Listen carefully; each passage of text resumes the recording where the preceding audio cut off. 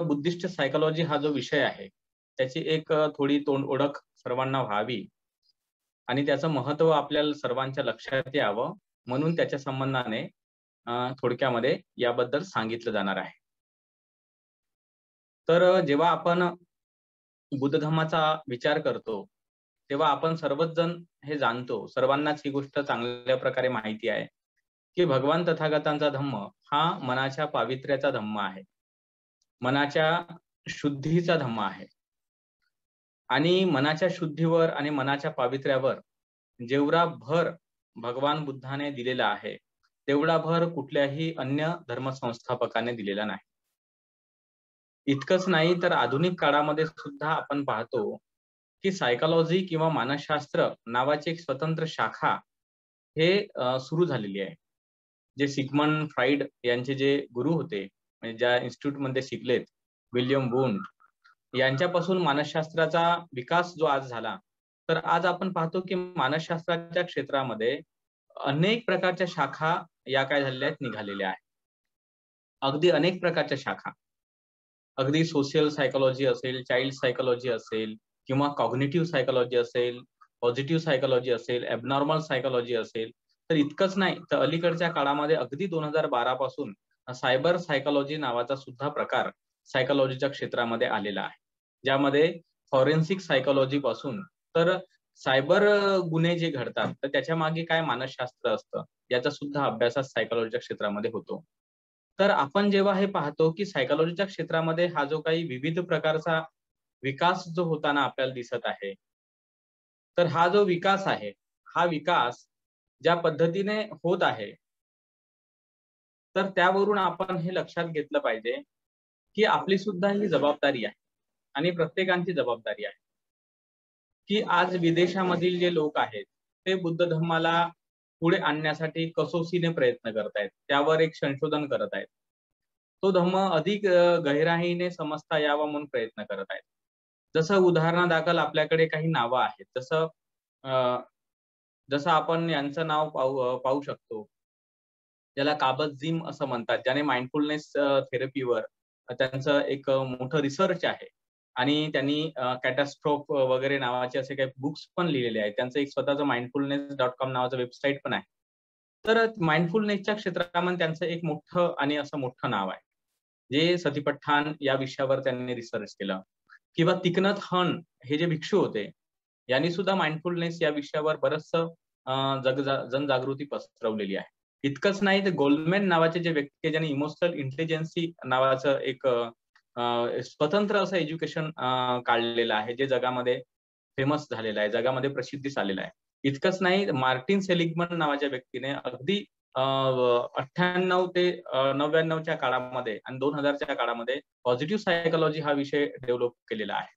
तर आपण असे काही उदाहरण विदेशामधले घेऊ शकतो, की ज्या माध्यमाने आपण जाणतो किंवा समजतो की त्यांची पुस्तकं आज आपण अभ्यासतो, तर कित्येक लोकांनी बुद्धिझम म्हणजे अभिधम्म आणि न्यूरोसायन्स किंवा बुद्धिझम आणि अन्य प्रकारचा सायकॉलॉजिकल सायन्स याचा तौलनिक अभ्यास सुद्धा अनेक ग्रंथांमध्ये मांडण्याचा प्रयत्न केलेला आहे.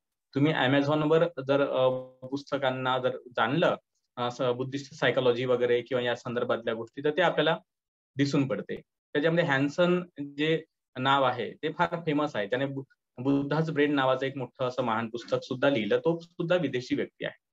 तर सांगायचं तात्पर्य माझं हे आहे, की भगवान तथागतांनी मानवी जीवनाला सुखी करण्यासाठी, मानवी जीवनाला सुखी करण्यासाठी जे काही लागतं, ते हे लागतं, की माणसाचं मन काम कसं करते आणि माणसाच्या मनाला आपण कशाप्रकारे कंट्रोल ठेवू शकतो किंवा माणसाच्या मनामध्ये जे चांगल्या गोष्टी आहेत त्याचा कसा विकास करू शकतो आणि माणसाच्या मनामध्ये ज्या वाईट वितर्काने विचार आहेत त्याचा नाश कसा करू शकतो.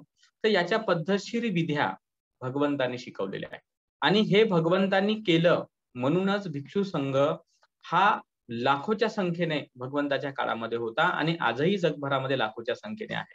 आजही उपासक आणि उपासिकांची संख्या लाखोच्या संख्येमध्ये जगभरामध्ये आहे, करोडोच्या संख्येमध्ये आहे. कशामुळे आहे? कारण बुद्धाचा धम्म असा एकमेव धम्म आहे, जो कुठल्याही प्रकारचे धार्मिक कर्मकांड शिकवत नाही, जो कुठल्याही प्रकारच्या अंधश्रद्धा शिकवत नाही, तो कुठल्याही प्रकारचं प्रलोभन देत नाही कुठल्याही प्रकारे असं माणसाला म्हणजे एक प्रकारे आशा दाखवत नाही चुकीच्या प्रकारची. तर बुद्धाचा धम्म स्पष्ट आणि अगदी स्पष्टपणे हे शिकवतो आणि सांगतो, की माणसाचं मन जर शुद्ध झालं, माणसाचं मन जर पवित्र झालं, तर मनुष्य हा सुखी होऊ शकतो.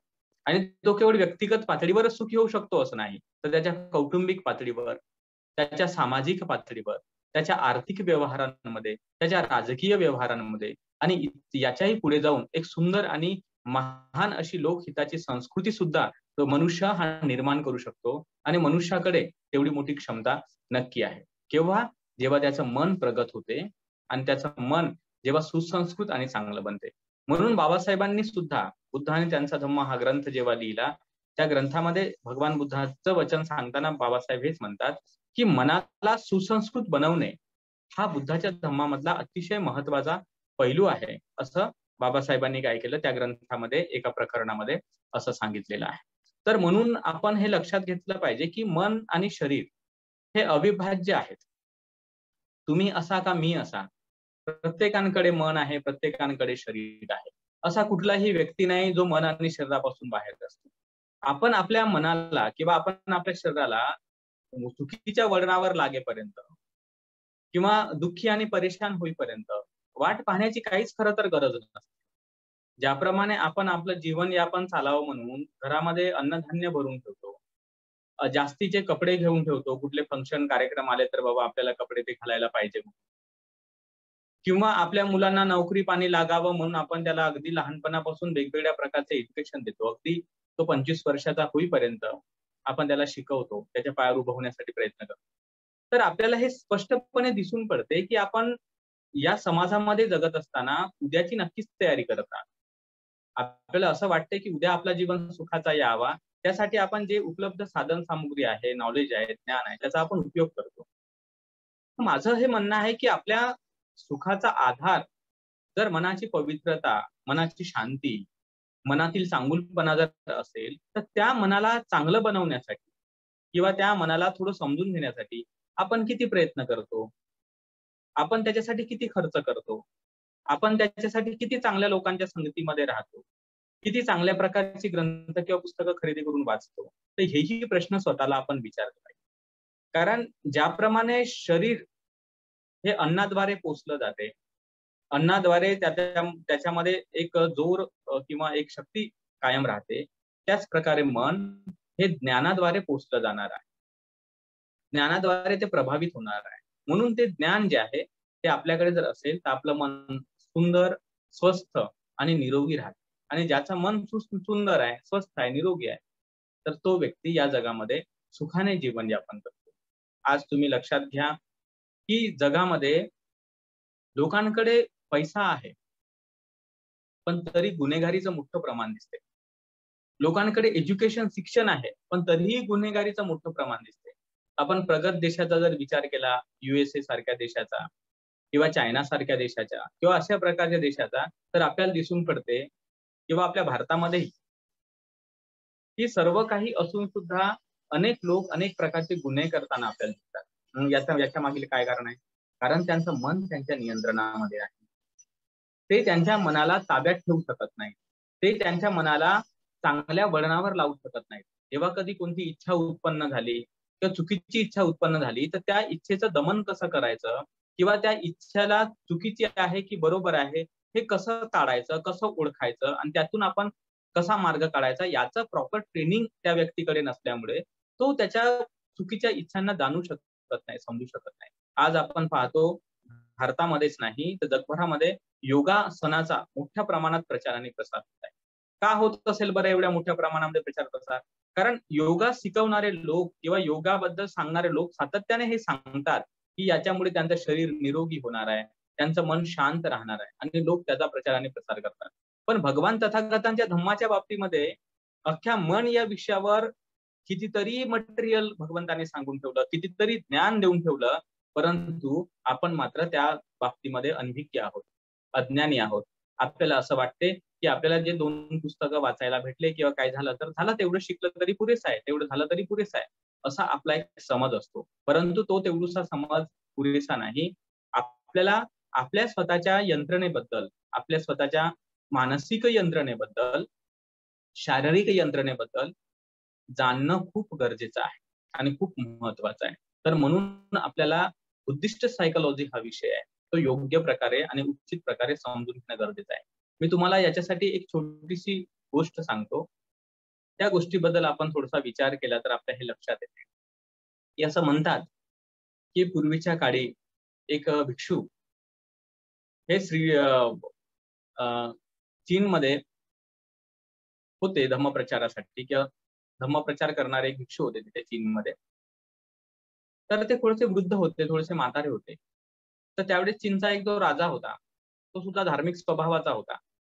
तर तो अचानक त्या भिक्षूला भेटला आणि भेटल्यानंतर त्याने भिक्षूसोबत संवाद साधला आणि संवाद साधल्यावर तो असं म्हणाला की म्हणते, माझ्याकडे तर फार असा काही वेळ नाही की मी तुमचं लंबलचक प्रवचन ऐकू शकेन किंवा फार मोठा तुमच्यासाठी मी वेळ देऊ शकेल.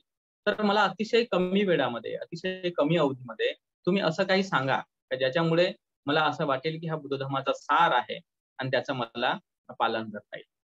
तर त्यावेळेस म्हणतात की त्या भंतेजीने भगवान बुद्धाचं जे धम्मपद आहे, चायनीज धम्मपद, त्यावेळेस खूप फेमस आहे चायनीज धम्मपद. बाबासाहेबांनी चायनीज धम्मपदाचा उल्लेख त्यांच्या भाषणांमध्ये किंवा पुस्तकांमध्ये केलेला आहे. आपल्याकडे सुद्धा थेरवाद परंपरेचा आपलं एक धम्मपद आहे. तशासारखं महायान परंपरेचं पण धम्मपद आहे. ते या आकाराने मोठं धम्मपद आहे असं म्हणतात, पण अजूनपर्यंत ते पाहिजे त्या प्रमाणात उपलब्ध आपल्याला झालेलं नाही आहे. तर त्या धम्मपदामध्ये जी गाथा आहे ती गाथा त्यांनी राजाला सांगितली. कोणती गाथा होती ती? सब पापस करणं, कुशलस उपसंपदा, सचित्त परियोदपनं, एतं बुद्धान शासनं. की सर्व प्रकारचे पाप न करणं, कुशलाचं संपादन करणं, आपल्या मनाला शुद्ध करणं, हेच बुद्धांचं शासन आहे किंवा हेच बुद्धांचं सांगणं आहे. अशा प्रकारे त्या भिक्षूंनी आपल्या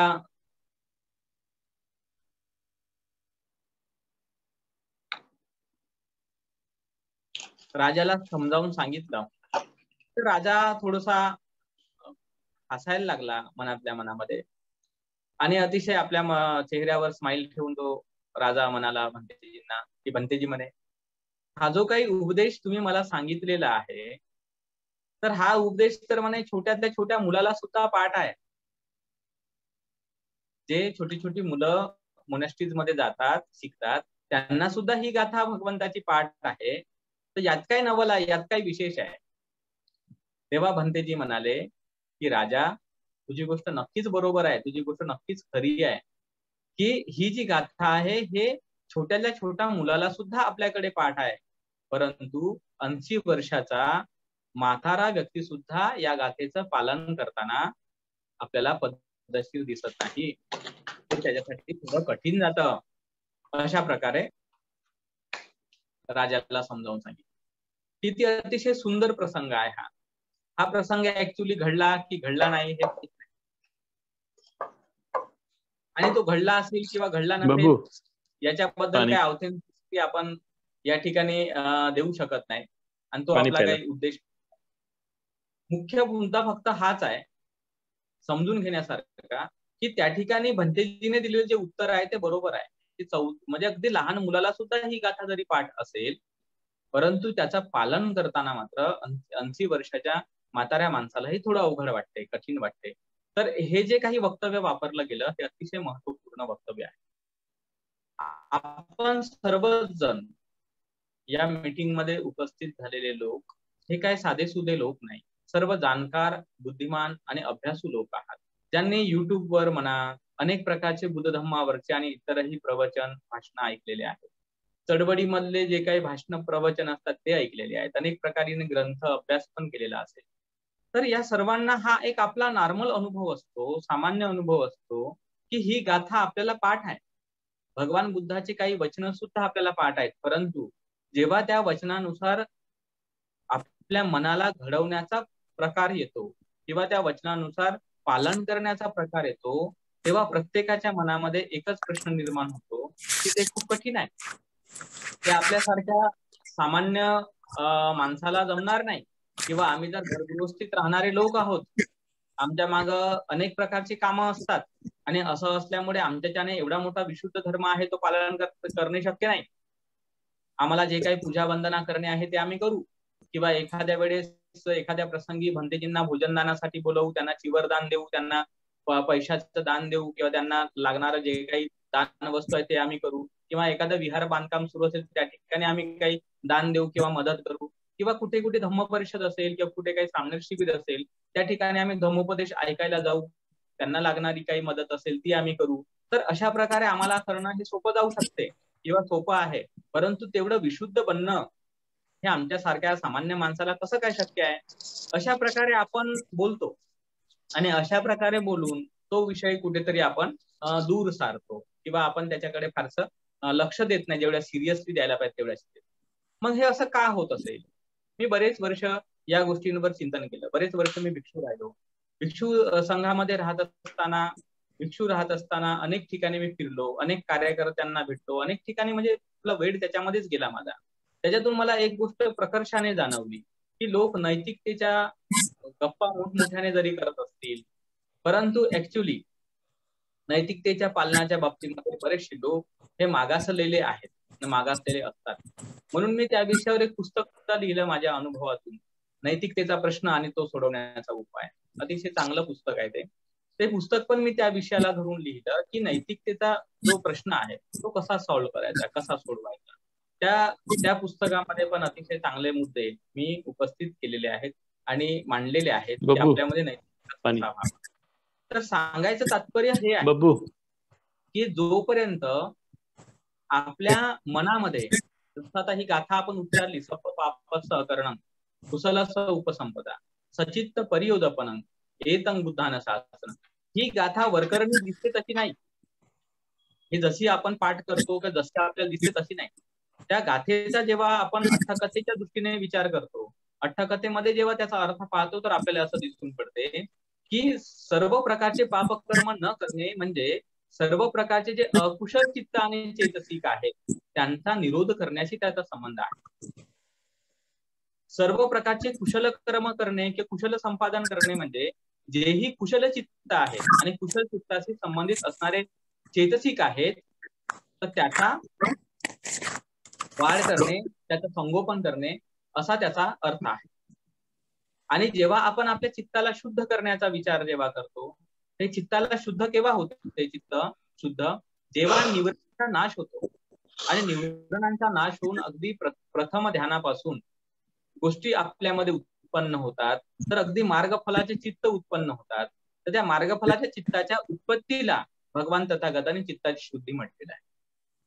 तर जेव्हा या गाथेचा जेव्हा आपण विचार करतो, तर त्या गाथेमध्ये भगवान तथागतांनी सांगितलेलं संपूर्ण जे चित्तखंड आहे आणि कायखंड आहे, याचा अर्थ चित्ताचा अभ्यास आणि आपल्या शरीराचा अभ्यास, का ज्या चित्ताच्या अभ्यासामुळे आणि ज्या शरीराच्या अभ्यासामुळे आपण आपल्या चित्तातील अकुशलांचा नाश करणार, म्हणजे अकुशल चित्त चैतसिकांचा नाश करणार, आणि कुशलाची भावना करणार म्हणजे चित्तामधील जे काही कुशल चित्त आहेत आणि कुशल चित्ताशी जुळलेले चैतसिक आहेत, तर त्यांचा जेव्हा आपल्यामध्ये विकास करणार, याला म्हणतात सर्व प्रकारचे पाप न करणं आणि कुशल संपादन करणं. मग सचित्त परियोदपनं म्हणजे काय? तर निवरणांचा नाश करून प्रथम ध्यानापासून तर अष्टम ध्यानापर्यंत, 8व्या ध्यानापर्यंत समापत्ती प्राप्त करणे, आणि त्याच्याही पुढे जाऊन चतुर्थ ध्यानाच्या नंतर मार्गफलाचे चित्त आपल्यामध्ये उत्पन्न करणे, किमान श्रोतापत्ती मार्ग प्राप्त करणे, श्रोतापत्ती फल प्राप्त करणे, आणि त्याच्या पुढे ज्या अवस्था आहे, सक्रागामी मार्ग आहे, सक्रागामी फल आहे, अनागामी मार्ग आहे, अनागामी फल आहे, आणि अर्हत मार्ग आहे आणि अर्हत फल आहे. तर त्या अर्हत फलापर्यंत म्हणजे संपूर्ण अनुशय आणि संपूर्ण अविद्या याचा नाश करून आश्रमांचा क्षय होण्यापर्यंतचा जो विकास आहे, अर्हत बनण्यापर्यंतचा जो विकास आहे, तर त्याला सचित्त परियोदपनं म्हणतात. म्हणजे तशा प्रकारे चित्त शुद्ध शुद्ध शुद्ध शुद्ध होत गेल्यानंतर जेव्हा व्यक्ती अर्हत पदाच्या श्रेष्ठ आणि उत्तम सुखाला प्राप्त करतो, मार्ग आणि फल आणि निर्वाण रूपी उत्तम सुखाला जेव्हा तो प्राप्त करतो, तर त्यावेळेस म्हणजे भगवंताचं जे सांगणं आहे, भगवंताचं जे वचन आहे तर ते वचन जे आहे ते काय होतं, पूर्ण होतं, पूर्णत्वाला जातं. तर म्हणून आपण जे आहे या गोष्टी काय केल्या पाहिजे, समजून घेतल्या पाहिजे, जाणल्या पाहिजे की खरोखर बनते तर आपल्याला भगवंताप्रती प्रेम आहे, भगवंताच्या बनते धर्मामुळे आपलं कल्याण होते, आपलं मंगल होते, असं जेव्हा आपल्याला वाटते किंवा असं जेव्हा आपल्याला समजते, तर त्यावेळेस आपण हे लक्षात घेतलं पाहिजे की आपली जबाबदारी काय आहे. आपला जन्म झाला तर आपली जबाबदारी काहीतरी आहे ना. मग ही जबाबदारी काय आहे, तर ही जबाबदारी स्वतःला जाणणं ही मोठी जबाबदारी आहे. आणि स्वतःला जाणणं आणि स्वतःला जाणल्यानंतर त्या ज्ञानाचा आपल्यासाठी, आपल्या कलांसाठी उपयोग करणं हे फार महत्वाचं आहे. जसं मी तुम्हाला एक्झाम्पल सांगतो, उदाहरण सांगतो. आपण सर्वजण जाणकार लोक आहात, उदाहरणाच्या माध्यमाने सुद्धा गोष्टी समजू शकतात.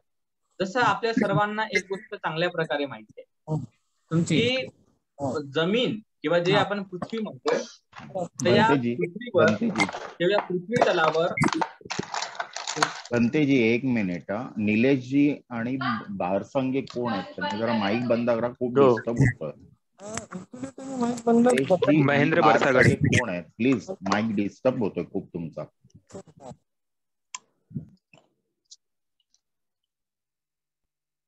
महेंद्र बरसागडे. हॅलो हा हॅलो. हॅलो सर, मला कोर्स करा, मग आवाज बंद करतो मध्ये मध्ये कोणाचे आले तर.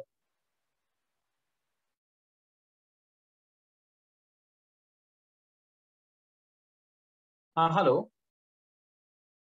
हा तर तर आपण हे समजून घेऊया, हे जाणूया की निसर्गामध्ये भगवंताने सांगितलेलं आहे की सत्य आहेत अनंत, तर अनंत सत्य आहेत या निसर्गामध्ये, प्रकृतीमध्ये. त्याच्यातली आपली थोडीफार जरी आपल्याला समजली तरी खूप आपलं आयुष्य धन्य होऊन जाते. तर आयझॅक न्यूटन नावाच्या व्यक्तीने पहिल्यांदा ग्रॅव्हिटीचा नियम मांडला, हे आपल्या सर्वांना माहिती आहे. की त्याने म्हटलं की प्रत्येक वस्तूची आपली एक गुरुत्वाकर्षण शक्ती असते, त्याचप्रमाणे चंद्राची पण आहे, त्याचप्रमाणे पृथ्वीची पण आहे, त्याचप्रमाणे सूर्याची पण आहे. आणि हा नियम खूप पद्धतशीर काम करतो. तर असं म्हणून त्याने काही सिद्धांत वगैरे डेव्हलप केले, काही सिद्धांत त्या माणसाने सांगितले. तर मला तुम्ही सांगा, पृथ्वीची जी गुरुत्वीय शक्ती आहे ती आयझॅक न्यूटनच्या आधी सुद्धा होती आणि आता सुद्धा आहे, भविष्यात सुद्धा राहील, त्याच्याबद्दल काहीच वाद नाही. परंतु त्याने जो सिद्धांत मांडला त्या सिद्धांताचा फायदा काय झाला, त्याने सिद्धांत मांडून काय केलं, नेमकं निसर्गाच्या या एका नियमाबद्दल त्या माणसाने सांगितलं म्हणजे नेमकं काय झालं. तर त्याने निसर्गाच्या या नियमाबद्दल सांगून एक फायदा हा केला की त्यामुळे मनुष्याला त्या नियमाला समजून घेता आलं आणि मनुष्याने तो नियम समजून घेतल्यामुळे मनुष्याला काही विचार करता आला, आपल्या स्वतःच्या कल्याणाचा विचार करता आला. कसा कल्याणाचा विचार करता आला, तर आज आपण पाहतो की जगामध्ये मोठमोठ्या 20-20, 30-30 मजली इमारती आहेत. वेगवेगळ्या प्रकारच्या गाड्या आपण चालताना या जगामध्ये पाहतो. हे सगळं किंवा वेगवेगळ्या प्रकारचे रॉकेट सायन्स जे डेव्हलप झालेलं आहे, तर ते कशामुळे डेव्हलप होऊ शकलं, ते गुरुत्वाकर्षणाचा नियम समजून घेतल्यामुळे डेव्हलप होऊ शकतं. कारण गुरुत्वाकर्षणाचा नियम कसं काम करतो हे लोकांच्या लक्षात आल्यामुळे त्यांनी अशा प्रकारे बिल्डिंगांचं बांधकाम केलं, अशा प्रकारच्या गाड्या शोधून काढल्या, अशा प्रकारच्या वस्तू बनवल्या की जेणेकरून त्या गुरुत्वाकर्षण शक्तीचा विरोध न करता त्याच्या नियमाने बरोबर चालतील आणि माणसाचं आयुष्य चांगलं नीटनेटकं राहील. सांगायचं तात्पर्य असं आहे की नियम स्वतः काहीच करत नसते. गुरुत्वाकर्षण या नियमाने कोणतीही बिल्डिंग बनवली नाही, गुरुत्वाकर्षणाच्या नियमाने कोणतीही ट्रेन चालवली नाही, गुरुत्वाकर्षणाच्या नियमाने कुठलंही रॉकेट किंवा कुठलंही यान हे काही स्पेसमध्ये सोडलं नाही. गुरुत्वाकर्षण नियम फक्त नियम आहे, तो काम करतो, तो 24 तास काम करत आहे. परंतु त्या नियमाचा उपयोग कसा करायचा, त्या नियमाचं ज्ञान घेतलेल्या मनुष्याने ठरवलं आणि त्याचा सदुपयोग केला गेला आणि त्याचा सदुपयोग केला गेल्यामुळे अनेक चांगल्या गोष्टी त्या नियमाच्या माध्यमाने काय झाल्या, निर्माण करता आल्या आणि मानवी जीवन बऱ्यापैकी सुखी बनलं. आणि त्या नियमांपासून ज्या त्या अभ्यासाची जी सुरुवात झाली, तर पहिले जरी त्याने गुरुत्वीय बल पहिल्यांदा शोधलं होतं, पण त्या गुरुत्वीय बलापासूनच मग नंतर वेगवेगळ्या प्रकारचे बल, वेगवेगळ्या प्रकारचे फोर्सेस कसे काम करत आहेत याचे सुद्धा शोध लागत गेले. आणि जसजसे शोध लागत गेले तसतशा सुंदर सुंदर गोष्टी जगाला उपलब्ध झालेल्या आहेत. जसं आज आपण मोबाईलवर बोलत आहोत, हे इंटरनेटच्या माध्यमाने बोलत आहोत, एक फ्रिक्वेन्सीच्या माध्यमाने आपण बोलत आहोत. तर या फ्रिक्वेन्सीचा शोध सुद्धा जो लागला, तर फ्रिक्वेन्सी स्वतः काही करत नाही, पण माणसाने जेव्हा जाणलं की फ्रिक्वेन्सी नावाचा प्रकार आहे आणि तो ऑडिओ व्हिज्युअल पद्धतीने काम करू शकतो, हे जेव्हा लक्षात आलं आईन्स्टाईन सारख्या लोकांच्या, निकोला टेस्ला सारख्या लोकांच्या, तेव्हा लोकांनी काही इन्स्ट्रुमेंट शोधण्याचा प्रयत्न केला. त्यांनी बनवली, तयार केली त्या फ्रिक्वेन्सीला कॅच करणारी, आणि आज आपण पाहतो आमूलाग्र बदल 10-20 वर्षामध्ये संपूर्ण जगभरामध्ये आलेला आहे. मी हे उदाहरण का दिलं तुम्हाला?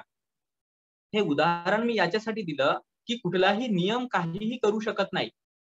ग्रॅव्हिटी स्वतः काहीही करणार नाही, धम्मही स्वतः काहीही करणार नाही. धम्म सुद्धा एक नियम आहे, प्रकृतीचा आपला एक नियम आहे.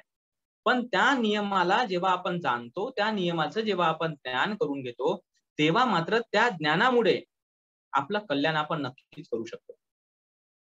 कारण आपल्याला आपल्या स्वतःच्या गोष्टींना समजून घेता आलं, जाणता आलं, तर आपण आपलं भलं नक्कीच करून घेऊ शकतो. भगवंताने अनेकदा ही गोष्ट सांगितली की दुःखाचं कारण अविद्या आहे, अज्ञानामुळे सारं दुःख आहे.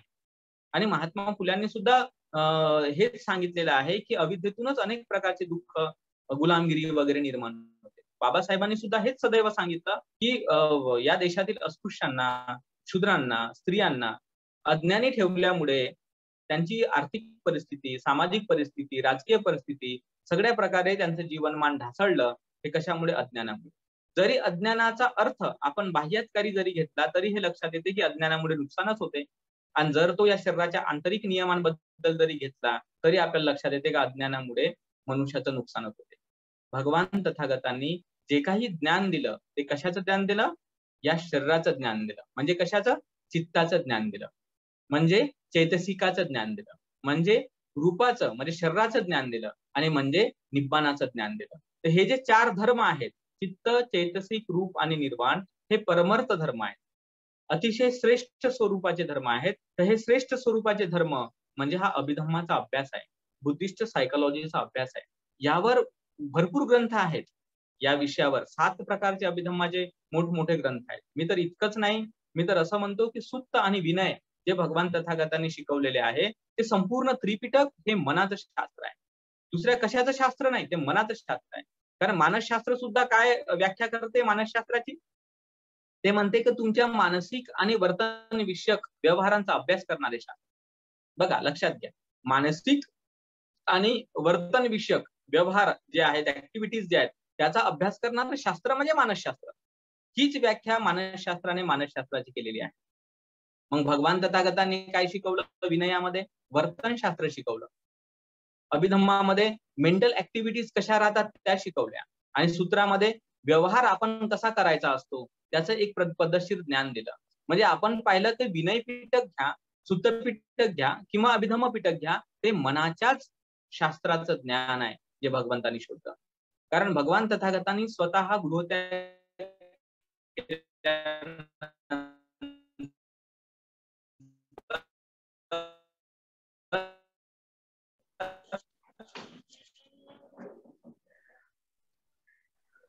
सर आवाज ब्रेक होत आहे. सर आवाज येत नाहीये, ब्रेक होऊन राहिला सर आवाज.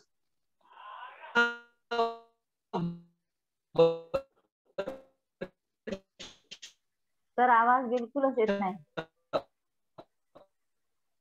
खरतर तपस आपल्या शरीराचं प्रचंड ऑब्झर्वेशन केलं आणि ते ज्ञान भिक्षू संघाला भगवंतांनी. आता येतोय का?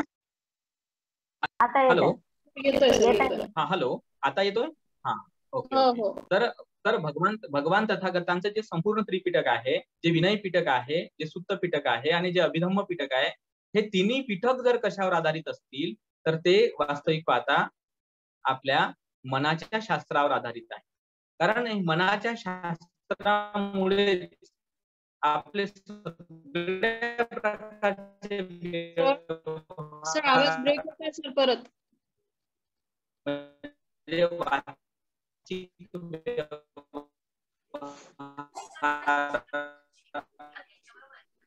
सर आवाज पुन्हा क्रॅक होऊन राहिला आवाज. आणि सर आवाज ब्रेक होतोय सर. हा, कदाचित पाऊस वातावरण. आता येतोय का? वातावरणामुळे होऊ शकतं थोडं. हॅलो, हा येतोय सर. इंटरनेट पण होतं. वातावरणामुळे थोडं होऊ शकते. हा, ओके. हा, तर मी हे सांगत होतो मी हे सांगत होतो की आपलं संपूर्ण त्रिपिटक जे आहे ते मग महायान ट्रॅडिशन मधलं त्रिपिटक असू द्या की थेरवाद ट्रॅडिशन मधलं त्रिपिटक असू द्या, हे संपूर्ण त्रिपिटक आपल्या मनाच्या सत्याला सांगणारं आहे.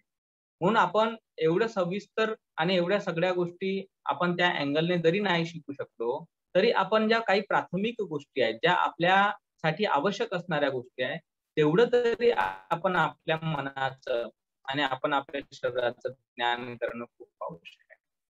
जसं आता आपण पाहतो की मेडिकल किंवा सायकोलॉजीच्या फील्डमध्ये सुद्धा जे काही मनाच्या संदर्भामध्ये ज्ञान दिलं जाते ते बाह्यकारी स्वरूपाचं ज्ञान आहे. बाह्यकारी का म्हणतो? कारण जे बाहेरून ऑब्झर्वेशन करून जे काही त्यांच्या निदर्शनामध्ये आलेलं आहे त्या प्रकारचं त्याचं एक मांडणी केलेली आहे. पण तसंही जरी ज्ञान असलं तरी आपण पाहतो की अनेक पेशंट लोकांना सायकोलॉजिस्ट लोक बरे करतात, सायकॅट्रिस्ट लोक बरे करतात आणि डॉक्टर लोक सुद्धा अनेक वेगवेगळ्या आजारांमध्ये लोकांना बरं करतात. मग भगवान तथागताचं ज्ञान कसं आहे? तर भगवान तथागताचं ज्ञान स्वतःला स्वतःच होणारं ज्ञान आहे. हे बघा, लक्षात घ्या, स्वतःला स्वतःच होणारं ज्ञान म्हणजे आपण आपल्या स्वतःला जाणण्याचं ज्ञान आहे. डॉक्टर काय करतो? डॉक्टर दुसऱ्याला जाणतो, म्हणजे दुसऱ्याच्या माध्यमाने जाणतो. जसं आता आपल्या ब्लड मधल्या गोष्टी किंवा ते मायक्रोस्कोपिक पद्धतीने त्या जाणलेल्या आहेत, म्हणजे एका बाह्य साधनाच्या माध्यमाने त्या गोष्टी जाणलेल्या आहेत. मग निरीक्षण हे सुद्धा बाह्य साधन आहे. दुसऱ्यांचं आपण निरीक्षण करतो, काही गोष्टी जाणतो, म्हणून त्याच्यामध्ये सतत बदल होत राहतात, चेंज येत राहतात आणि म्हणून त्यांची पुस्तकं सदैव अपडेट होत राहतात. परंतु भगवान तथागताने शिकवलेलं जे ज्ञान आहे तर ते ज्ञान मात्र असं आहे जे स्वतःला स्वतःच होणारं ज्ञान आहे. त्याला अलीकडच्या काळामध्ये सायकोलॉजीमध्ये एक शब्द वापरतो, मेटाकॉग्निशन. मेटाकॉग्निशन म्हणजे स्वतःला स्वतःच होणारं ज्ञान आणि कॉग्निशन म्हणजे आपल्या इंद्रियाच्या माध्यमाने बाह्य गोष्टींचं होणारं ज्ञान. म्हणजे दोन प्रकारचं ज्ञान होत असते ना व्यक्तीला. म्हणजे एक असते आपल्या इंद्रियाच्या माध्यमाने बाह्य गोष्टीचं होणारं ज्ञान आणि दुसरं असते स्वतःला स्वतःच होणारं ज्ञान. भगवान तथागतांनी दोन्ही प्रकारचं ज्ञान शिकवलं, पण स्वतःच स्वतःला होणारं ज्ञान हे सुद्धा भगवंतांनी शिकवल्यामुळे भिक्षू लोकांनी आणि भगवंताच्या उपासक आणि उपासिकांनी त्या ज्ञानाचा अवलंब करून स्वतःच्या विकारांवर विजय मिळवला, स्वतःला शांतीचा मार्ग प्राप्त करून दिला, स्वतःला एक उत्तम आणि श्रेष्ठ अशी अवस्था प्राप्त करून दिली. ती कशामुळे? स्वतःच होणारं स्वतःच ज्ञान आहे. म्हणून आपल्याला सुद्धा स्वतःला स्वतःच ज्ञान करून घेणं गरजेचं आहे. आपल्यामध्ये अनेक प्रकारचे बदल होत राहतात, रोज बदल होत राहतात. वेगवेगळ्या प्रकारचं एन्झायटी असेल, डिप्रेशन असेल किंवा झोप न लागणे असेल किंवा इटिंग डिसऑर्डर असतील, अशा कित्येक तरी छोट्या मोठ्या तुरळक ज्या गोष्टी असतात आपल्या प्रत्येकाच्या आयुष्यामध्ये कुठे ना कुठे राहतात.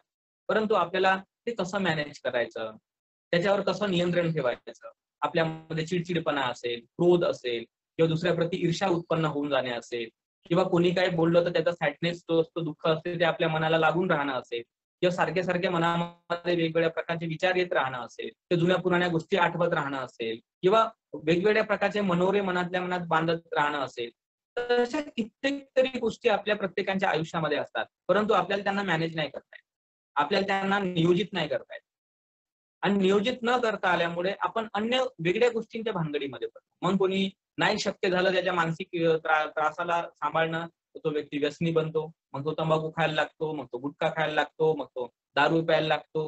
मग कोणाला वाटतं की चला बाबा काही चेंज होऊ म्हणून ते कुठेतरी इकडे तिकडे घुमायला जातात, फिरायला जातात. म्हणजे मनुष्य आपल्या मनाचा विरंगुळा करण्यासाठी वेगवेगळ्या प्रकारच्या मनोरंजनाच्या साधनामध्ये स्वतःला गुरफटवून घेतो किंवा कोणी कोणी व्यसनाधीन होऊन जातो. तर अशा प्रकारच्या गोष्टी कशामुळे घडतात? कारण त्यांना त्यांचं मन कसं सावरायचं याचं ज्ञान नसते. म्हणून आपल्याला याचं ज्ञान घेणं खूप अनिवार्य आणि आवश्यक आहे. आपल्या प्रत्येकाचं आयुष्य सुखी आणि निरोगी व्हावं असं जर वाटत असेल तर आपल्याला आपल्या स्वतःच्या मनाबद्दल ज्ञान घेणं खूपच गरजेचं असते. जागतिक आरोग्य संघटनेने सुद्धा असं एक वाक्य वापरलेलं आहे की आरोग्य हे फार महत्वाचं आहे, पण ते आरोग्य जतन करण्यासाठी मानसिक आरोग्य असणं हे खूप महत्वाचं आहे. तर ते वाक्य फार महत्वपूर्ण वाक्य जागतिक आरोग्य संघटनेने सुद्धा वापरलेलं आहे. तर म्हणून या प्रसंगी मी तुम्हाला एवढंच सजेस्ट करतो की सांगतो की आपण आपल्या आयुष्यामध्ये जे काही 2 पैसे कमवतो, घरदार निर्माण करतो, पत्नी मुलांसोबत राहण्याची इच्छा करतो, हे सर्व पॉसिबल आहे, हे सर्व शक्य आहे जेव्हा तुमचं मन निरोगी असेल, स्वस्थ असेल, चांगलं असेल, मैत्रीवान असेल. जेव्हा त्या मनामध्ये गुण राहतात, सदाचरण राहते, चांगल्या गोष्टी राहतात, तेव्हा हे मन अतिशय सुंदर राहते. आणि त्या सुंदर मनाने आपल्या मुलांना आपण प्रसन्न ठेवू शकतो. त्या सुंदर मनाने आपण आपल्या पत्नीला, आपल्या आईवडिलांना, नातेवाईकांना चांगल्या प्रकारे एकत्र ठेवू शकतो किंवा एकोप्याने राहू शकतो. आपल्याकडे जर कमी पैसा येत असेल पण त्या पैशाचं उत्तम प्रकारे आपण नियोजन करू शकतो, कारण आपलं मन मुक्त आहे, चांगलं आहे. आणि चांगलं मन असल्यामुळे आपल्याला समजते का कुठे खर्च करायचा आहे, कुठे नाही खर्च करायचा आहे, कोणती गोष्ट गरजेची आहे, कोणती गोष्ट गरजेची नाही आहे. तर अशा प्रकारे कमी खर्चामध्ये सुद्धा आपण आपलं जीवनयापन खूप चांगल्या प्रकारे चालवू शकतो. परंतु जास्त पैसा असेल तर त्या जास्त पैशाचा अनाथपिंडकांसारखा, विशाखासारखा, चित्तगृहपतीसारखा की अशा चांगल्या उपयोगाच्या कामांमध्ये सुद्धा आपण तो पैसा लावून आपलं स्वतःचं कल्याण आणि इतरांचंही कल्याण करू शकतो. बिझनेसमध्ये चांगली वाढ करू शकतो, आपल्या कामधंद्यामध्ये वाढ करू शकतो. आणि हे केव्हा पॉसिबल असते? जेव्हा आपलं मन चांगलं असते. पण आपल्या मनामध्ये चिडचिडपणा असेल, पोती मनोवृत्ती असेल किंवा आपल्याला काय करावं काय नाही करायचं पद्धतशीर समजदारी नसेल तर आपल्याला संसार धडगतीने करता येत नाही. 2 पैसे आलेले असतात ते बरोबर खर्च करता येत नाही, हे समजत नाही. किंवा आपण सामाजिक किंवा राजकीय किंवा आर्थिक क्षेत्रामध्ये काम करत असू तर त्याचंही नियोजन आपल्याला पद्धतशीर असं करता येत नाही. मग आपल्यामध्ये अनेक प्रकारच्या भ्रष्टाचारासारख्या चुकीच्या गोष्टी निर्माण होतात. किंवा सामाजिक क्षेत्रात काम करताना मुंह में एक और जसं आता तोंडात एक आणि कामामध्ये एक अशा प्रकारची प्रवृत्ती दिसून पडते. कशामुळे?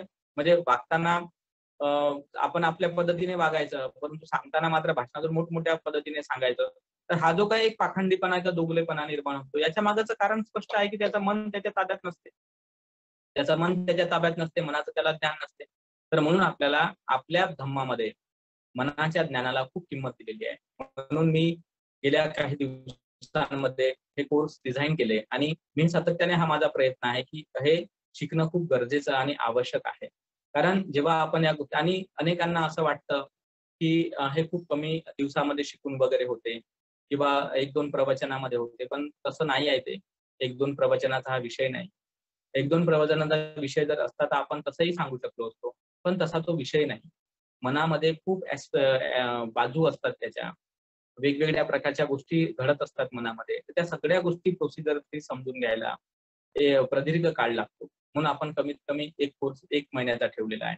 म्हणजे महिन्याभराचा तरी एक बेसिक काळ आपल्याला तेवढा लागतो की प्रत्येक गोष्ट आपल्याला थोडी पद्धतशीर समजून घेण्यासाठी तेवढाच काळ असा लागतो. आपण थोडंफार शुल्क त्या ठिकाणी ठेवलेलं आहे. ते शुल्क यासाठी ठेवलेलं आहे की कुठल्याही गोष्टी शिकण्यासाठी नियमितपणा खूप महत्वाचा असतो, श्रद्धा असणं खूप महत्वाचं असते. तर जेव्हा आपण एखादी ऍडमिशन घेतो तर आपले त्याप्रती एक समर्पण ठरलेलं असते की चला बाबा आपण या गोष्टीसाठी आता 1 महिन्यासाठी समर्पित झालो. आता आपण 1 महिना आपल्यासाठी हा वेळ आपल्याला काढायचाच आहे आणि आपण तो वेळ आता काढलाच पाहिजे. आणि मग आपण तो वेळ काढतो आणि ते पद्धतशीर शिकण्याचा प्रयत्न करतो. कारण आपण त्या कोर्ससाठी एकतर वेळ काढतो, कारण आपण त्यासाठी थोडाफार तरी त्याग केलेला आहे, आपण थोडंफार तरी सॅक्रिफाईस केलेला आहे. म्हणून सॅक्रिफाईसला खूप मोठं महत्व आहे. जेव्हा आपण सॅक्रिफाईस करतो तेव्हा मनपूर्वक त्याची साधना करतो. भगवान तथागतांचे भिक्षू हे पूर्वीच्या काळामध्ये अर्हत होऊ शकले कारण त्यांनी सॅक्रिफाईस केलं होतं. कुणी म्हणजे मोठमोठे जसं रठ्ठपाल स्थविरांची गोष्ट आपल्याला उदाहरणे धम्मामध्ये पण दिसते. त्यांनी कितीतरी मोठ्या संपत्तीचा, पत्न्यांचा असा त्याग केला. आणि त्याग केल्याच्या नंतर जेव्हा त्यांच्या लक्षामध्ये येते की अरे आपण तर एवढा मोठा त्याग करून भिक्षू बनलो, तर प्रमादामध्ये राहून काय फायदा? प्रमादामध्ये राहून काय फायदा? मग ते प्रमादामध्ये राहते. सॅक्रिफाईस फार महत्वाची गोष्ट असते. कशासाठी? आपल्या प्रमादापासून दूर होण्यासाठी. जसं मी तुम्हाला एक छोटीशी स्टोरी सांगतो. पूर्वीच्या काळामध्ये 2 राजे होऊन गेले बोधिसत्वांच्या काळामध्ये आणि त्या दोन्ही राजांनी काय केलं? गृहत्याग केला आणि एक छोटीशी पर्णकुटी बनवून जंगलामध्ये ते राहत होते. आणि त्या ठिकाणी मग ते चारिका भिक्षाटन वगैरे करायचे आणि आपली गुजराण करायचे. तर अशा परिस्थितीमध्ये एका राजाला, म्हणजे जो आता संन्यासी आहे, तो साधू आहे, मग त्याने काय केलं? कोणीतरी मीठ दिलं होतं आणि ते मीठ दिल्यामुळे ते मिठाची जी पुडी आहे ती छोटीशी बांधून अशी त्याने ठेवली होती. आणि ठेवल्यानंतर मग एकदा भोजनामध्ये मीठच नव्हतं, म्हणजे आता एखादी भात भाजी काय अलावणी असेल, मग त्याच्यामुळे त्याने काय केलं? ते मिठाची पुडी जी आहे ती काढली आणि मीठ टाकलं. तर टाकल्यानंतर बोधिसत्वाने म्हटलं अरे मीठ कुठून आलं?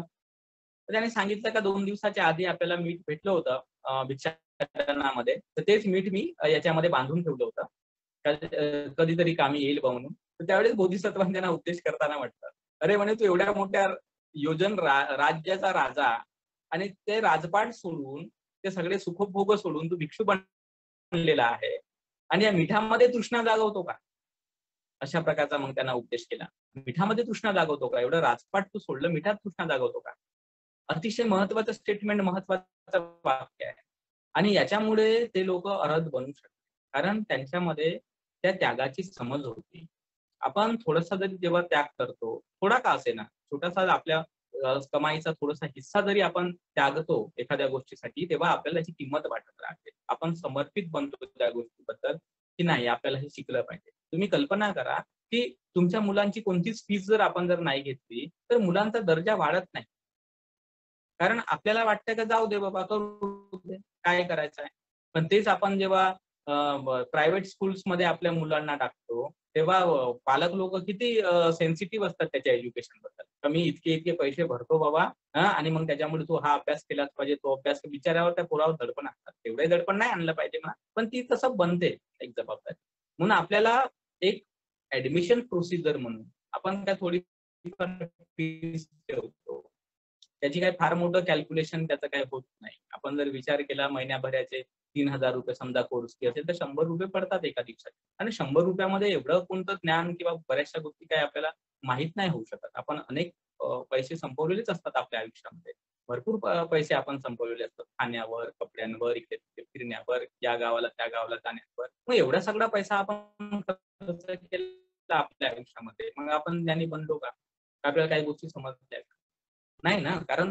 कारण थोडाफार पैसा जेव्हा आपण उचित मार्गावर जेव्हा आपण मोबदला नक्कीच भेटत असतो. या जगामध्ये त्यागाला खूप महत्व आहे, परिश्रमाला खूप महत्व आहे, मेहनतीला खूप महत्व आहे. तर ती मेहनत, ती परिश्रम आपल्याला नक्कीच करता येते आणि हे शक्य आहे, हे पॉसिबल आहे. तर त्याच्यामुळे माझं नेहमी हे सांगणं राहते की तुम्ही क्षुल्लकच्या गोष्टींचा इश्यू बनवून आपल्याकडे आलेल्या ज्ञानाला किंवा आपल्याकडे येणाऱ्या चांगल्या संधीला नाकारू नये. आम्ही तर आमच्या आयुष्यामध्ये इतकं काही म्हणजे त्यागलेलं आहे, त्याच्यामुळे आमच्याकडे हे ज्ञान आलं. आज माझी स्वतःची लायब्ररी 4-5 लाख रुपयांची असेल. मला आलेला प्रत्येक पैसा आम्ही जेव्हा परित्राण करायचो किंवा हे करायचो भिक्षू असताना, तर त्यावेळेस येणारा प्रत्येक पैसा आम्ही पुस्तकं घेण्यासाठी हे करायचो. नंतर आम्ही पुस्तकं लोकांना मोफत वाटता यावीत म्हणून आपण मोफत पुस्तकं वाटण्यासाठी आम्ही पब्लिकेशन सुरू केलं आणि नंतर त्याच्यामध्ये 1 लाखापेक्षा जास्त पुस्तकं आम्ही मोफत वाटली आतापर्यंत. अजूनही आम्ही वाटतो मोफत पुस्तकं, नाही का. आणि इतकंच नाही तर आम्ही 2014ला परियती संडे धम्म स्कूल सुरू केलं का आमच्या समाजातील लहान मुलांना, मुलींना सुद्धा धम्माचं वळण लागलं पाहिजे. तर असे अनेक कार्य आम्ही करतो. आमच्याकडे आलेला 1 रुपया सुद्धा आम्ही वाया घालवत नाही. का नाही घालवत? कारण आम्हाला कुठल्याच प्रकारचे व्यसन नाही. आम्ही कुठल्या प्रकारचे व्यसन करत नाही, सुरुवातीपासून करत नाही. त्याच्यामुळे आमचा पैसा हा समाजासाठी, समाजाच्या भल्यासाठी हा खर्च होतो. आणि थोडंफार आता जिवंत राहावं लागेल, जिवंत राहिलं तरच समाजाचं भलं करता येईल, म्हणून खाण्यापिण्यासाठी थोडासा खर्च होतो. बाकी दुसरं काही नाही. त्याचा सदुपयोगच करतो आम्ही. कारण सदुपयोग का करतो? कारण डोक्यामध्ये सदुपयोग भरलेला आहे. डोक्यामध्ये करुणा, मैत्री, लोकांचं भलं करण्याची भावना ही लहानपणापासून आम्ही बाबासाहेबांचा अभ्यास केल्यामुळे निर्माण झालेली असल्यामुळे आमच्याकडे असणाऱ्या प्रत्येक गोष्टीचा आम्ही सदुपयोग 24 तास करतो. म्हणजे मी पर्सनली माझ्या वेळेचा सदुपयोग, माझ्या बुद्धीचा सदुपयोग आणि माझ्याकडे असणाऱ्या 2 रुपयाचा सुद्धा सदुपयोग मी सतत करत राहतो. कशामुळे? कारण आपलं मन हे पवित्रतेच्या मार्गावर असल्यामुळे मनामध्ये पवित्रतेचेच कार्य सुचत राहतात. पवित्रतेचंच बोलणं सुचते, पवित्रतेचंच काहीतरी करावं असं सुचते, पवित्रतेचीच मानसिकता निर्माण होत राहते. आणि त्याच्यामुळे काय होते, जे जे लोक संपर्कामध्ये येतात तर त्यांना सुद्धा 2 गोष्टी चांगल्या ऐकायला भेटतात आणि त्यांना सुद्धा दिशा भेटते. ते सुद्धा आपल्या जीवनामध्ये सुखी आणि समाधानी बनतात. तर हे अतिशय महान असं पुण्याचं जे काम आहे आम्ही तर लहानपणापासूनच करत आहोत. मला फार आनंद या गोष्टीचा वाटतो की तुमचा सुद्धा या पुण्याच्या कार्यामध्ये नक्की सहभाग असावा. जे काही आपण वेगवेगळ्या प्रकारचे कोर्सेस ठेवतो ते कोर्सेस तुम्ही अटेंड करू शकता, शिकू शकता. काही कोर्सेस हे पेडच्या दृष्टिकोनातून आणि काही कोर्सेस आम्ही जे छोटे प्रवचन असतात ते आम्ही फ्री ठेवतो. मागच्या वर्षाच्या काळामध्ये कमीत कमी 30 ते 40 प्रवचन माझे फ्री होते. ते युट्यूबला सगळे माझे लेक्चर 100 पेक्षा जास्त प्रवचन जे आहेत ते मोफतच सर्वांना पाहण्यासाठी आहे. आणि ते क्लासेस जेव्हा मी वर्गांमध्ये घेतले ते फ्रीच क्लासेस होते, असं काही नाही. तर त्याच्यामुळे माझा काही पैसे कमवण्याचा उद्देश वगैरे काही नाही. फक्त एक समर्पित जो भाव आहे तुमचा त्या साधनेप्रती किंवा त्या ज्ञानाप्रती तो राहावा, म्हणून मिनिमम अमाऊंट जेव्हा तुम्ही त्याग करता किंवा देता तेव्हा तुम्हाला असं वाटते की मला महिनाभर अटेंड करायचा, आणि त्या एका महत्वाच्या गोष्टीसाठी या प्रकारचं आम्ही स्ट्रक्चर आमच्या क्लासचा इथे ठेवतो. तर अशा अनेक चांगल्या गोष्टी आहेत धम्माच्या ज्या सांगण्यासारख्या आहेत. तर आता या ठिकाणी मी थांबतो.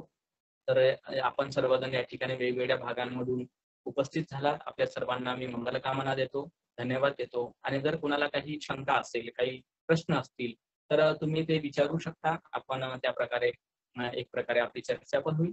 आणि ज्यांना प्रश्न समजा विचारायचा असेल त्यांनीच अनम्यूट व्हा, नाही का, नाहीतर बाकीच्यांनी पण अनम्यूट झालं तर तो थोडासा गोंधळ होऊन जातो आवाजाच्या बाबतीमध्ये.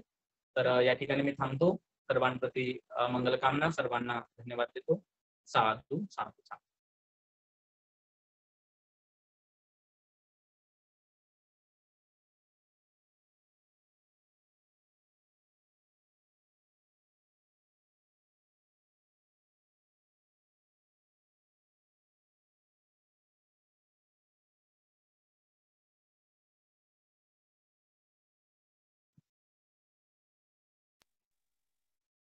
मानाग हा बोला. आता प्रश्न असा आहे की हे जे काही सायकोलॉजिकल डिसऑर्डर्स असतात जसं एखाद्या प्रती द्वेष निर्माण होणे, चिडचिड करणे, ह्या आपल्या मध्ये ज्या गोष्टींचा संचय केलेला असतो त्याचं रिफ्लेक्शन असतं का ते?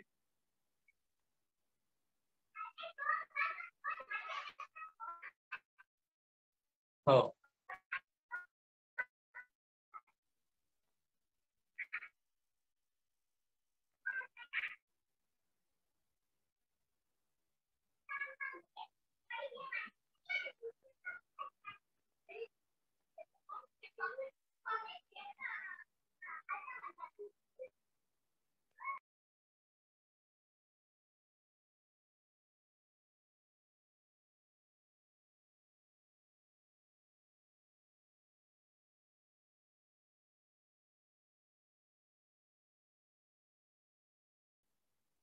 आता कोणीतरी थोड्या वेळा आधी प्रश्न विचारत होते ना? हो महानाग जी, मी मनोज तायडे औरंगाबादहून बोलतो. हा तायडे सर बोला बोला. हा, माझा प्रश्न सर असा होता की जसं आपण असं आपलं सांगितलं जातं की मेडिटेशन करणारे जे लोक असतात ते त्यांचा स्वभाव शांत होतो, ते फार कमी बोलतात, त्यांना राग येत नाही. पण सर्वसामान्य जे मेडिटेशन लोक करत नाही तर त्यांचे जे सायकोलॉजिकल डिसऑर्डर्स वगैरे निर्माण होतात, जसं कोणी काही बोललं तर एखाद्या शब्दालाच पकडून धरणे आणि तो शब्द मनात ठेवून त्याला कडू उत्तर कसा देता येईल याचा प्रयत्न करणे, चिडचिड होणे, ह्या सगळ्या गोष्टी आपल्या मनामध्ये जे काही आपण संचय करून ठेवलेला आहे त्या तेच रिपीट होत राहतात एखाद्या रेकॉर्डिंग कॅसेट प्रमाणे.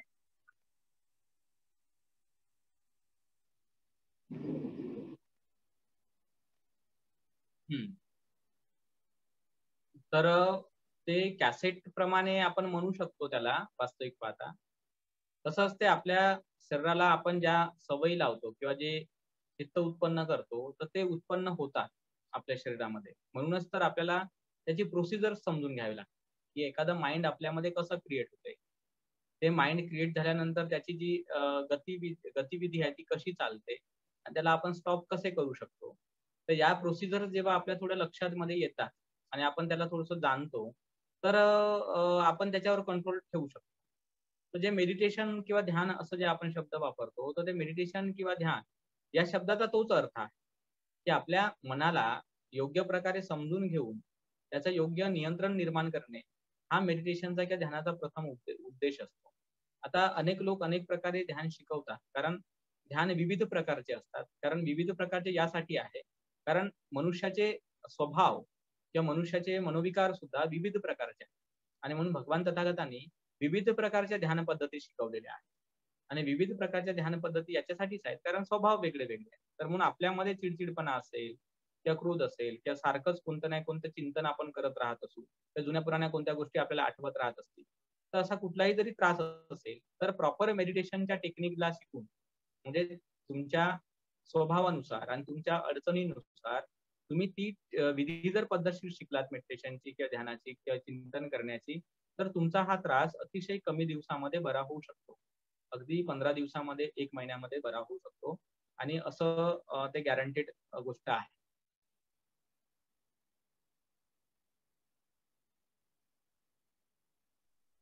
धन्यवाद महानाथ. हो.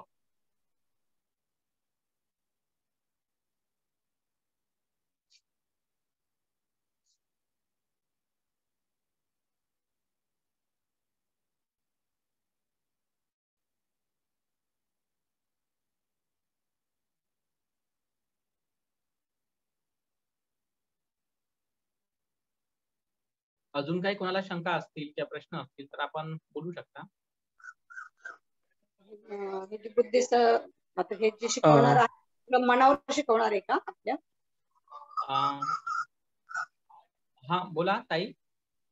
म्हणजे आपल्या मनावर आता हे आपण 2 तारखेपासून चालू करणार आहे ते सगळं मनावरच करणार आहे ना? सगळं मनावर आहे ते. बुद्धिस्ट सायकोलॉजी याचा अर्थच होतो मानसशास्त्र, बौद्ध मानसशास्त्र. ते मानसशास्त्राशी जी संबंधित गोष्ट आहे तर तेच त्याच्यामध्ये तेवढंच शिकवलं जाणार आहे. म्हणजे आपलं चित्त कसं असते, कसं उत्पन्न होते, कसं नष्ट होते, त्याला कोणते गोष्टी चैतसिक वगैरे जुडतात, त्याच्या माध्यमाने आपल्या शरीरामध्ये आपण काय अनुभव करतो हे आणि त्याचा विकास वगैरे कसा करायचा हे सगळं त्याच्यामध्ये महिन्याभरामध्ये तो विषय शिकवला जाणार. म्हणजे ते मानसिकच विषय शिकवला जाईल पूर्ण महिना. ते सकाळी 8 ते 9 राहणार ना सकाळी टायमिंग? हो, सकाळी 8 ते 9.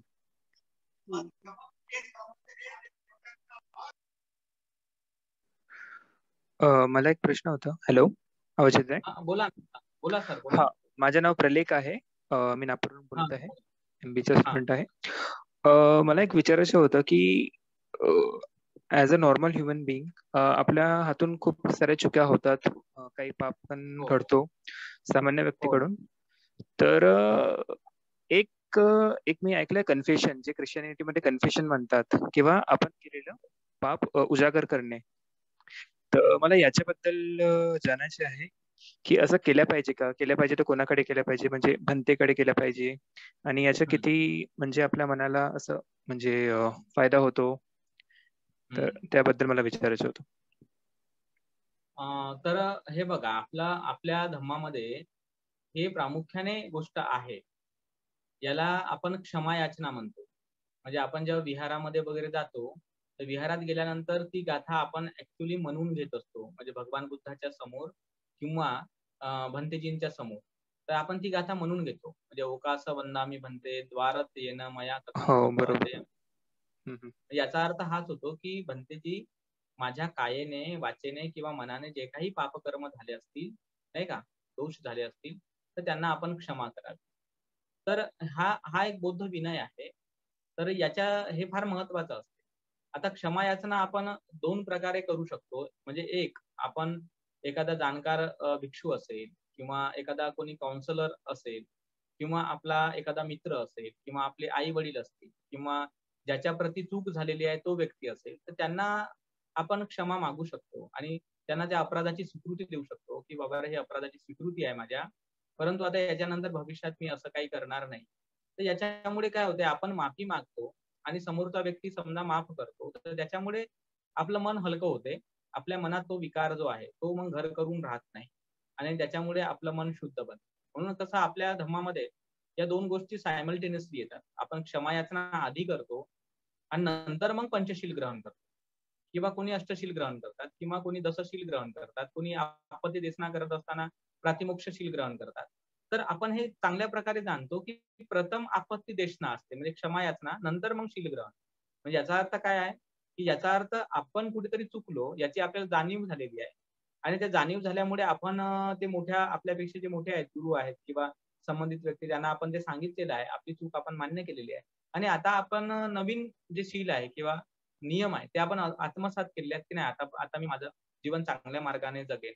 तर ही अतिशय सुंदर एक सायकोलॉजिकल डेव्हलपमेंटची पद्धती आहे जी भगवान तथागताच्या धर्मामध्ये आहे. प्राचीन काळापासून ही परंपरा चालत आलेली आहे आणि आजही विहारांमध्ये ते होते. पण आता आपण कसं त्याला ऍज अ सायकोलॉजिकल डेव्हलपमेंटच्या दृष्टीने त्याला आपण घेत नाही. आपण त्याला ऍज अ वंदना म्हणून, काहीतरी आपली प्रार्थना म्हणून किंवा विहारात म्हणायची एखादी गाथा म्हणून आपण त्याला बऱ्याचदा म्हणतो. आणि तसं असल्यामुळे काय होते, आपण आपल्यातल्या चुका ज्या आहेत त्या दुरुस्त करत नाही. चुका होतात आपल्या, पण आपण दुरुस्त करत नाही, कारण आपल्या त्या चुका दुरुस्त होण्याचा आणि त्या गाथेचा काही संबंधच जोडत नाही. त्या चुका करण्याचा आणि त्याची क्षमा मागण्याचा संबंधच आपण जोडत नाही त्या गोष्टीचा. आपल्याला असं वाटते की भगवंताच्या मूर्तीसमोर आपण जाणे आणि काही वंदना म्हणणे आणि झाले रे बाबा माझी वंदना म्हणून, तर तशाने काही आपलं पावित्र्य आपल्यामध्ये येणार नाही. त्या गाथेचा अर्थ समजून घ्यायला लागेल का त्या गाथेत नेमकं काय सांगितलेलं आहे. त्या गाथेत स्पष्ट सांगितलेलं आहे की भंतेजी मला अवकाश द्या, मला संधी द्या, माझ्या कायेने, माझ्या वाचेने किंवा माझ्या मनाने जे काही दोष झालेले आहेत तर त्या दोषाबद्दल मी तुम्हाला सांगत आहे, असा त्याचा अर्थ आहे. आणि मला तुम्ही क्षमा करा बाबा त्याच्या बाबतीमध्ये, मला काहीतरी उपदेश करा, मला शील द्या, असा त्याचा अर्थ आहे. पण तर ऍक्च्युली हे आपण आपल्या दोषांबद्दल भंतेजींना सांगत नाही किंवा जाणकार व्यक्तीला सांगत नाही. आपण फक्त ती गाथा म्हणतो, पण ऍक्च्युली आपली कोणता दोष घडला आपल्याकडून ते मात्र आपण disclose तेच करतो. तेच मला मात्र विचारायचं आपण होतं की सांगत पर्टिक्युलर आपण नाही. हा. जे चुकी आपल्याकडून घडली आहे किंवा पाप घडलंय तेही उजागर म्हणजे पर्टिक्युलर ते सांगायचंय का? तर पर्टिक्युलर व्यक्तींकडे तुम्ही केलं पाहिजे. त्यासाठी काउन्सिलर जे असतात, आता माझ्यासारखं मी काउन्सिलिंगच्या फील्डमध्ये काम करतो, समजा सायकोलॉजिकल काउन्सिलिंगच्या आणि स्किल डेव्हलपमेंटच्या, तर त्याच्यामुळे काय होते, माझ्याकडे असे लोक जेव्हा पर्सनली सांगतात तेव्हा ते बरेही होतात. कारण जोपर्यंत तुम्ही तुमचं मन मोकळं करणार नाही, त्याच्यावर तुम्हाला उत्तर नाही भेटणार, उपाय नाही भेटणार, तर तुमच्या मनात ते जशान तसं ते सलत राहणार ना. जरी तुम्ही कितीही वंदना म्हणत असाल, पण ते पापकर्म तर तसंच राहील ना मनातल्या मनामध्ये, नाही का तळू. त्याची त्याची स्वच्छता झालेली नसते ना.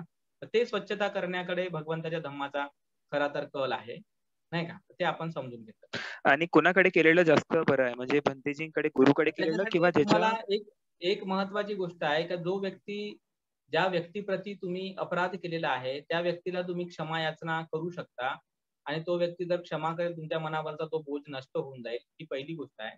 आणि दुसरी गोष्ट, तुम्ही अशा विश्वासू माणसाकडे क्षमा याचना करू शकता की जो माणूस तुमच्या या दोषाला इतरत्र इकडे तिकडे सांगत फिरणार नाही आणि तुमची बदनामी करणार नाही किंवा तुम्हाला म्हणजे अपमानित करणार नाही.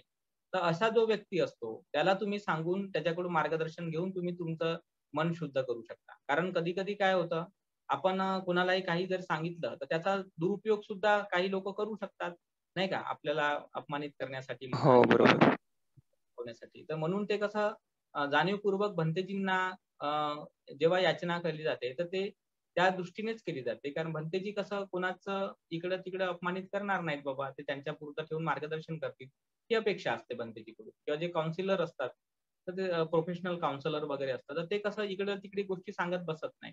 त्यांचा मुख्य उद्देश त्या गोष्टींना ऐकणे, त्याच्यावर उत्तर देणे हा असतो आणि ते दुसऱ्यांमध्ये पसरवत नाही. तो म्हणजे त्यांच्या याच्यामध्ये बसत नाही ती गोष्ट, म्हणजे त्यांच्या रूल्स रेग्युलेशन मध्ये ती गोष्ट नसतेच कोणत्या गोष्टी बाहेर सांगणे.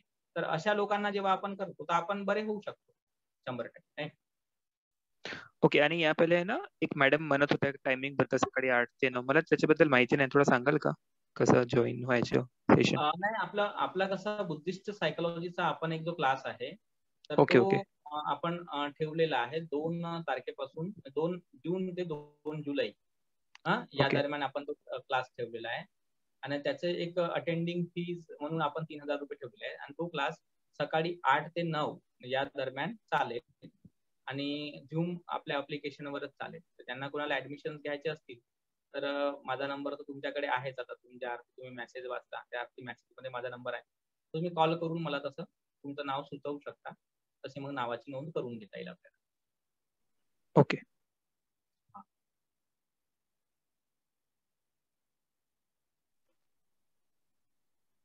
ठीक आहे. अजून कोणाला काही आहे प्रश्न?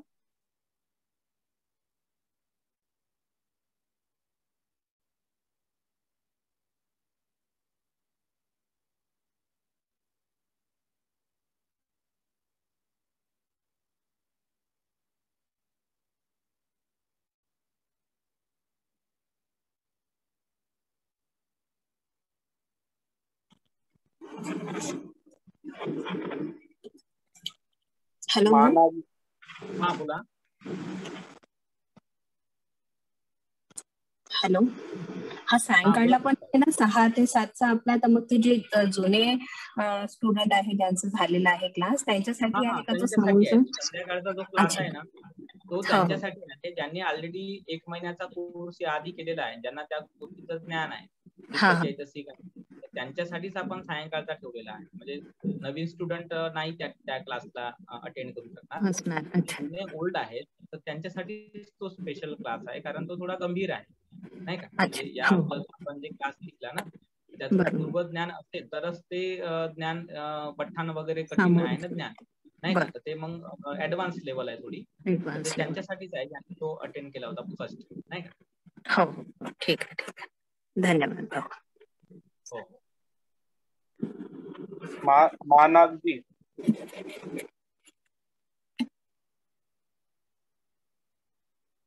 Hello.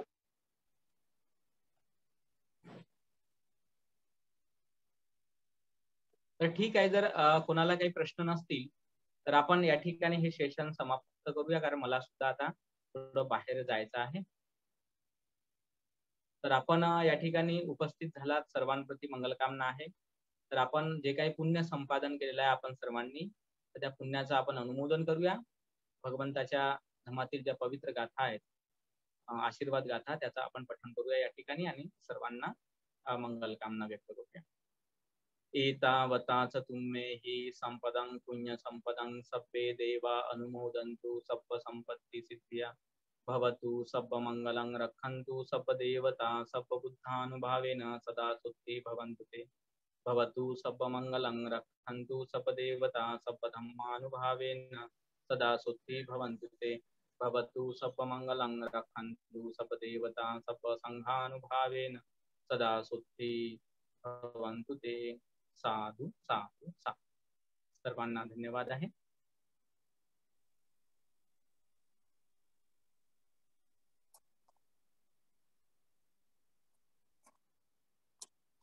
Thank you sir. Thank you sir. Thank you. साधू थँक्यू. तर आपण हे आपलं सेशन समाप्त करत आहोत या ठिकाणी. भेटूया आपण परत नेक्स्ट सेशन मध्ये. ठीक. धन्यवाद सर. धन्यवाद.